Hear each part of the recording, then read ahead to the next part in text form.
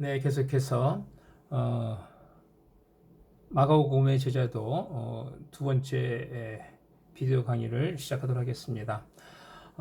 이 제자도는 마가복음의 제자도는 예수 중심의 제자도다라는 것이죠. 예수의 사역에 대한 올바른 이해, 그리고 그의 신문에 대한 올바른 고백, 이것은 바로 올바른 제자들을 위한 기본이 되는 것입니다. 마가복음에서 예수의 신문에 대한 올바른 이해, 올바른 들음과 올바른 봄, 곧 순종과 따름으로 나아가게 되고, 이 제자도는 철저히 예수 중심의 제자도를 말하는 것입니다. 마가복음서가 제시하는 제자도의 모습은 무엇보다도 회개와 믿음으로 시작을 합니다. 예수님은 갈릴리에서 그의 공적 사역을 시작하시면서 종말을 선언하시고 하나님의 복음의 도래, 하나님 나라의 도래를 전하며 회개와 믿음을 촉구하십니다. 예수 그리스도를 통해 도래한 하나님의 나라는 더 이상 어떤 외형적인 장소, 성전이나 외형적인 조건들, 제사 제도나 혹은 율법 준수 이런 것들을 통해서 들어가지 아니하고 오직 예수 그리스도의 사역을 통해 나타나고 회개와 믿음을 통해서 들어간다는 겁니다. 때가 찼고 하나님의 나라가 가까웠으니 회개하고 복음을 믿어라. 마가복음 1장 15절 말씀이죠. 첫 번째, 그래서 회개와 믿음입니다. 회개와 믿음은 하나님 나라에 들어가기 위한 필요 불가결한 조건으로서 마가복음의 핵심 메시지입니다. 이 회개와 믿음을 통해 죄 용서와 구원이 선언되죠. 성전을 통해서나 속죄 제도 없이는 회개와 믿음을 통해서 죄 용서와 구원이 선언되고, 이렇게 회개와 믿음으로 나온 자들이 거룩한 하나님의 백성이 된다는 겁니다. 즉 회개와 믿음은 하나님 나라의 백성이 되고 주님의 제자가 되는 어떤 출발점이라는 것을 말씀드립니다. 우리는 마가복음을 통해서 예수님의 이적적 사역이 어떻게 사람들 가운데 회개와 믿음의 반응으로 나타날 뿐만 아니라 예수님과 종교 지도자들 간의 논쟁의 시발점이 된다는 것을 볼 수 있습니다. 그래서 마가복음에서 이러한 회개와 믿음의 이 반응은 종교 지도자들에게는 잘 볼 수 없고, 오히려 불결한 병자들, 혹은 문둥병자, 혹은 중등병자, 그리고 소경, 귀모거리, 어눌한 자, 이런 불결한 병든 자들이나 또 여인들, 이방인들에 의해 지속적으로 나타납니다. 결국 예수님의 사역을 통해 나타난 하나님의 나라는 더 이상 타락한 성전이나 성전 제도나 기간이 없이도 오직 회개와 믿음을 통해서 들어갈 수 있다는 것을 마가복음에서 강조되고 있는 것입니다. 그러므로 이제 거룩함은 외관상의 어떤 장소나 제도나 율법을 지킴으로 이루어지는 것이 아니라 내면의 변화와 도덕적 삶을 통해서 이루어지는다는 것을 말해주고 있는 것이죠. 더 이상 거룩함과 어떤 그 불결함, 그 구별이, 거룩함과 어떤 그 더러움의 이 구별이 밖의 문제가 아니라 안의 문제, 곧 내면의 문제라는 것을 말해주고 있는 것입니다. 이 마가복음을 통해서 관찰된 무명의 사람들의 이 회개와 믿음의 용기 있는 이 모습들은 오늘날 우리의 목회 사역이 외관적인 장소나 제도에만 의존하여 하나님의 이 나라를 잘못 수정들었던 타락한 종교 지도와 같은 그런 그 잘못을 범하고 있지는 않은지 우리를 이렇게 돌아보게 할 뿐만 아니라 더 나아가 예수님이 강조하셨던 회개와 믿음의 자리로 우리를 나아가게 해준다는 거죠. 죄로부터 돌이킴이 있는 내면의 변화인 이 회개와 예수 중심의 이 복음의 본질을 이해한 믿음으로 나아가도록 우리 스스로 조심하고, 또한 우리들이 섬기는 성도들을 그와 같이 바르게 해야 한다라는 것을 보여주고 있습니다. 점점 제도화되어가고 있는 우리 한국교회, 어떻게 보면 중세 교회의 길을 걷고 있는 그런 모습을 우리가 보는데, 예수님께서 외치시는 회개하고 복음을 믿으라는 이 말씀은 우리가 다시 한번 경각심을 갖고 받아들여야 할 메시지다라는 것이죠.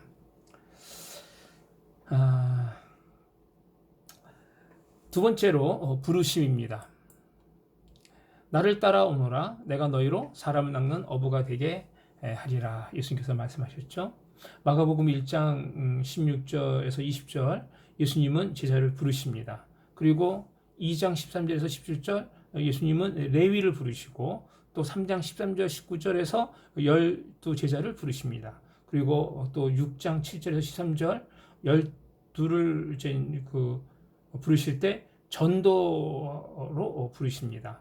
그리고 또 마가복음 10장 17절에서 22절 보면 한 부자를 부르시는 것을 볼 수 있습니다. 마가복음 1장 16절에서 20절은 천국 복음의 선언과 요구와 함께 예수께서 제자들을 부르신 첫 번째 사건으로서 제자도의 어떤 그 규범적 모습을 보여주고 있죠. 앞에 회개와 믿음의 이 부르심은 이 단락에 따르라 부르심과 어떤 밀접한 관련이 있는 겁니다. 회개와 믿음과 따름, 이 세 가지 명령들은 주님의 제자가 되는 세 단계의 점진적 요구 그리고 반응이다라고 말할 수 있겠습니다. 이 경우의 따름은 회개와 믿음을 전제로 하고 표현하는 것으로 회개와 믿음은 제자도의 시작이다라고 앞서 말씀드린 것과 같습니다. 특히 여기에 언급된 부름받은 4명의 제자들 시몬, 안드레, 야고보 그리고 요한은 예수님의 제자들 중에 핵심적인 어떤 그 인물들이 되는 것이죠.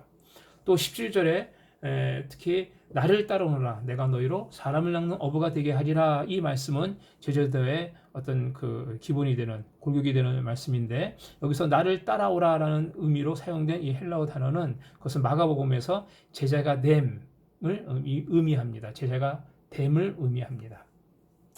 이 제자들의 부름에는 버림에 신속하고 철저한 어떤 그 순종의 삶이 요구되는데 이것은 나 중심에서 그리스도 십자가 중심의 삶으로 전환되는 삶을 말합니다.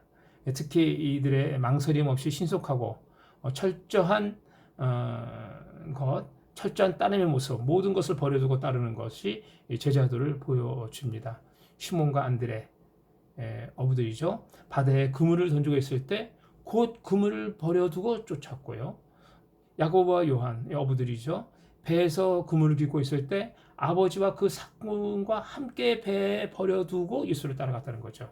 여기서 버림과 이 따름의 모습은 앞에 회개와 믿음의 모습과 병행하여 강조하는 것으로서 마가복음의 이 제자도의 요구와 반응의 핵심적인 내용이다라고 말할 수 있겠습니다.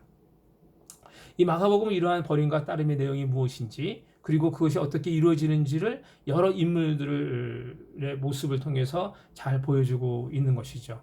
그 중에 우리가 앞에서 앞으로도 계속 다룰 제자도의 부름에 대한 또 다른 예로서 부정적인 예로서 부자 청년이 있었죠.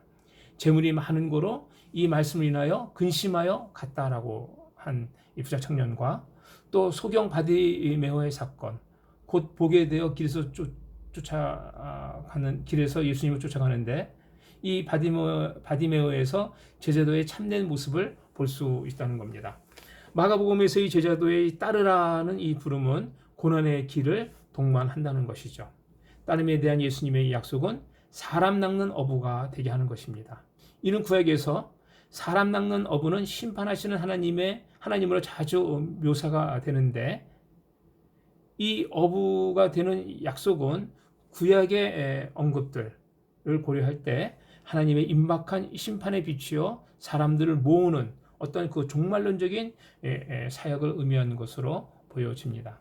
그러므로 제자도란 모든 신자에 대한 그리스도의 부르심으로 사람 낚는 어부, 곧 증인의 삶을 사는 것을 말합니다.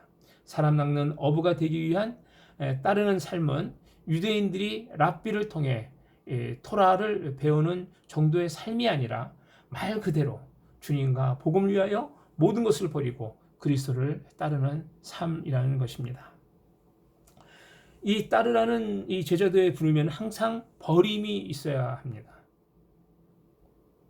잃어버리고 자기 자신을 부인하는 것. 길에서 한 부자는 재물이 많은 고로 이것을 가난한 사람들에게 나눠주지 못하고 슬퍼하며 돌아갔다고 했어요. 그러나 바디메오는 부름도 없었는데도 자기의 겉옷을 버려둔 채 예수를 길에서 쫓았습니다. 이 버림은 세상에 대한 버림이고 재물에 대한 버림이고 욕심에 대한 버림이고 심지어 집이나 형제나 자매나 어미나 아비나 자식이나 전토에 대한 버림입니다. 또한 나아가 자기에 대한 버림, 곧 자기 목숨까지도 버리는 것을 의미하는 것이죠. 우리를 위해 자기 목숨을 대성물로 주신 주님을 따르는 우리가 주님과 복음을 위하여 아무것도 버리지 못하고 도리어 주님을 이용하여 더 많은 것을 쟁취하려고 한다면 이거는 제자도와 반대의 길을 가는 것이라고 볼 수 있겠습니다. 어떻게 보면 오늘날 한국교회의 이 풍요, 이것은 주님과 복음을 위해서 버리지 못하고 그래서 오는 그 부작용을 지금 우리가 목도하고 있지 않나 이렇게 생각을 하게 됩니다. 세 번째는 이 제자의 길입니다. 이 마가복음의 이 제자도를 올바로 이해하기 위해서는 마가복음의 중심 단락인 마가복음 8장 27절에서 10장 52절을 살펴볼 필요가 있는데 이 단락은 예루살렘을 향해 올라가는 길에 주어진 예수님의 메시아 길에 대한 계시와 그를 따르는 제자들의 길에 대한 교훈들로 구성되어 있습니다. 여기에 반복되는 단어들이 길에, 노중에서 이런 단어들이죠. 또 고난에 대한 어떤 예언들이 몇 차례 나오고요. 또 따른다, 줬다라는 이런 단어들입니다.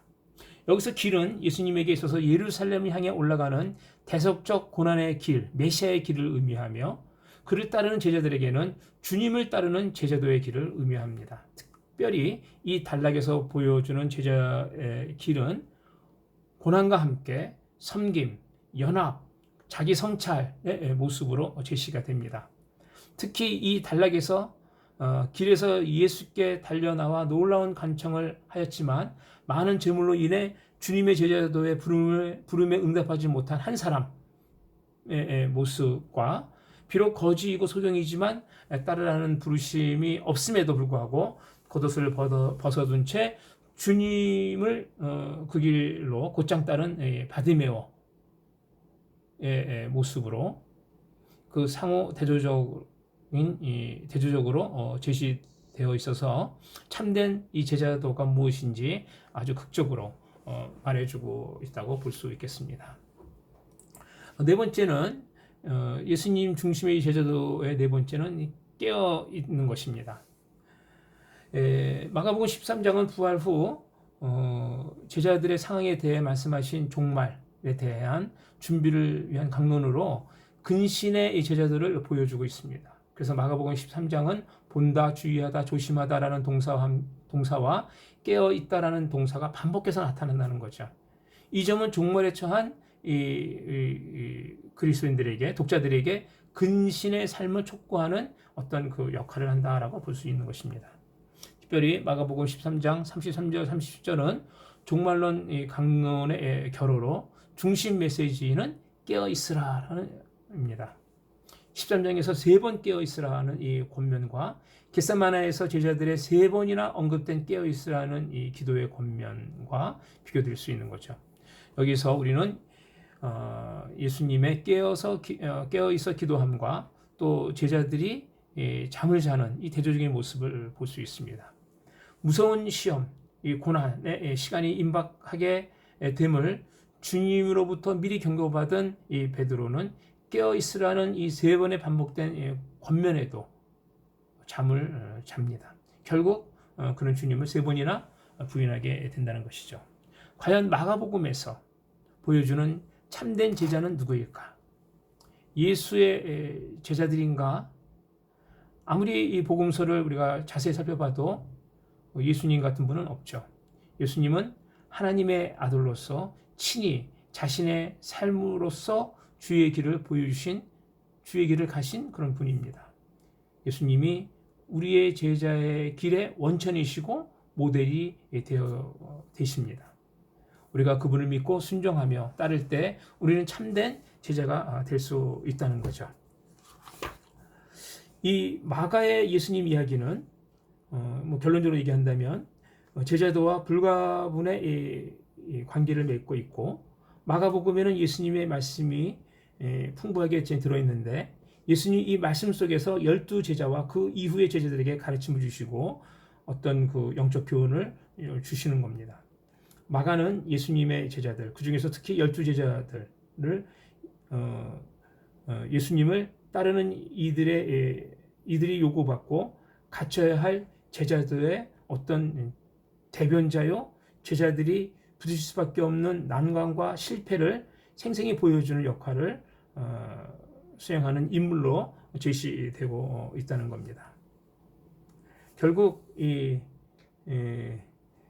마가가 분명하게 이 마가복음에서 서술하고 있는 이 이야기는 그 이야기의 연장선 위에서 부활 이후에 그리스도의 제자들이 나누는 사귐에 동참하라는 어떤 그 지시 또 초대가 들어 있는 것입니다. 그래서 성령님은 12제자에게 하신 것처럼 부활 이후의 시대에 살아가는 그리스도의 이 제자들을 부르셔서 선교와 또 복음 증거와 종으로서의 헌신하는 일에, 제자도의 이 길에, 제자의 길에 우리가 신실함으로 향하도록 우리에게 함께 하시고 능력을 주신다는 겁니다.